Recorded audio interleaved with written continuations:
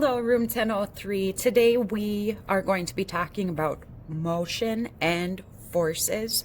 This is a little bit of a test to go through for our science. I want to make sure that you can see when I write things in. Like, can you see this? Let's see. You can see it on my end, but I wonder if it'll transfer onto video. Okay, so I am going to go through this. If you'd like to go through this with me, please feel free. At the end of it, you'll have all the answers, and I will link in on the description box below. I will link in a couple of YouTube sites to strengthen what you learned from this. All right. Motion and forces. Suppose you are looking out a window. You see a car going by. The car is in motion. In motion means moving. But how do you really know the car is in motion? Look at picture 1 and 2 on this page. In picture 1, the car is to the right of the tree. Okay. In picture 2, after 2 seconds, the car is to the left of the tree. The tree cannot move from one place to another, so the car must have moved from one place to another. The car must have been in motion. Now look at pictures 3 and 4. Picture 3 and picture 4 are 2 seconds apart. Did the car move? You can't tell. You can't tell whether an object is in motion unless you have a frame of reference. A frame of reference is some other object to which you compare an object's position. In this case, you have no frame of reference, so you cannot tell whether the car is in motion. An object is in motion only in relation to other objects. Have you ever ridden on an airplane at night? If you have, you know that you do not feel like the plane is moving. Unless you can see light from the window, you have no frame of reference. You know the plane is in motion in relation to the earth, but you feel as though the plane were still. Scientists always use a frame of reference to talk about motion. For example, when they study the motion of stars in the sky, they use other stars as a frame of reference. Only in this way can they know the stars are moving. Alrighty, you guys, I wonder if I should zoom this in so you can actually see what's going on. Okay, I'll just write really big, I guess.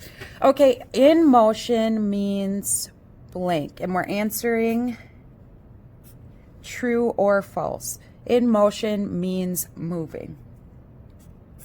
I'm going to say true. Number 2, scientists do not use a frame of reference to talk about motion.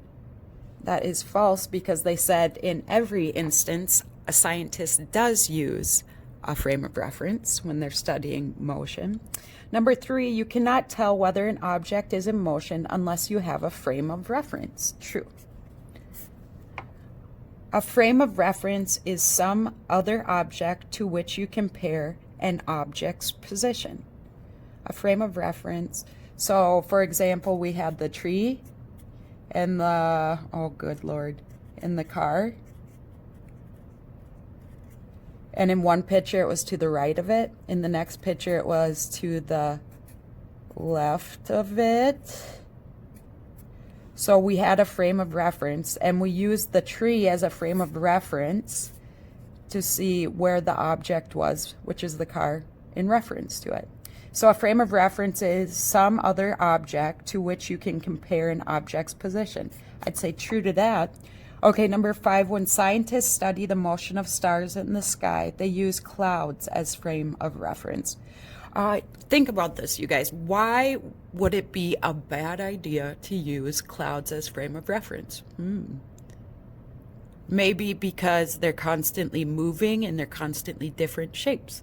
So I highly doubt that scientists are going to use clouds as a frame of reference. So I'm going to say that's a big fat false.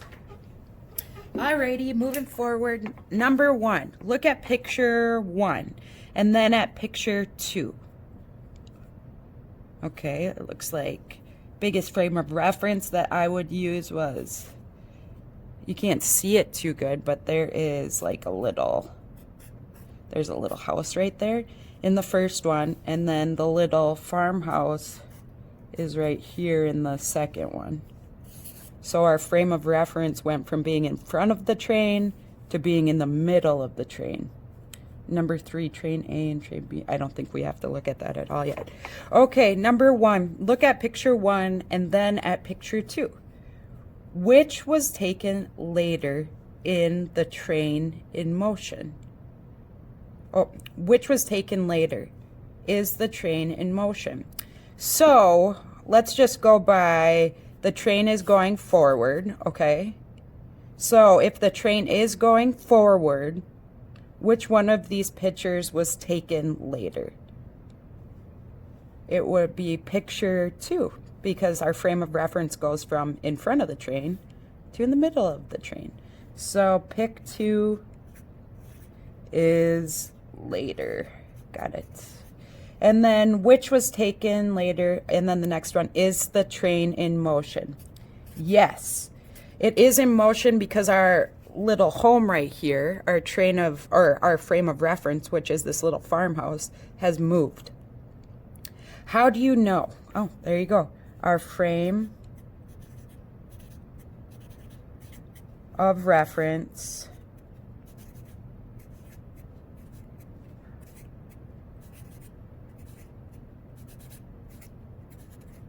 moved. Oh, I probably shouldn't say moved. I should make it say something else, but like is in a different position. Is in different place, maybe. If you can read that, goodness gracious, you're better than me. I can barely read it.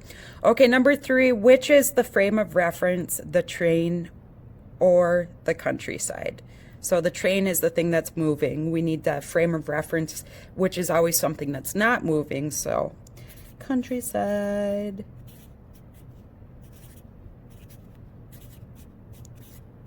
All right, in picture 3, can you tell if train A is in motion?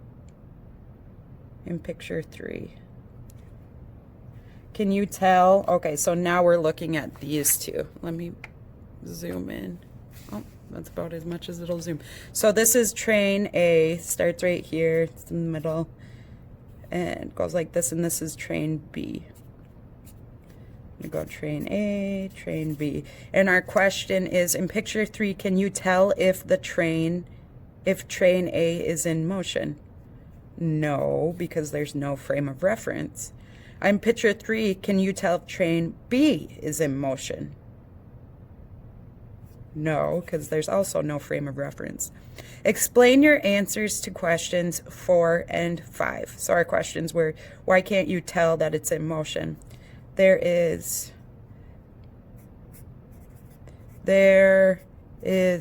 no frame of reference.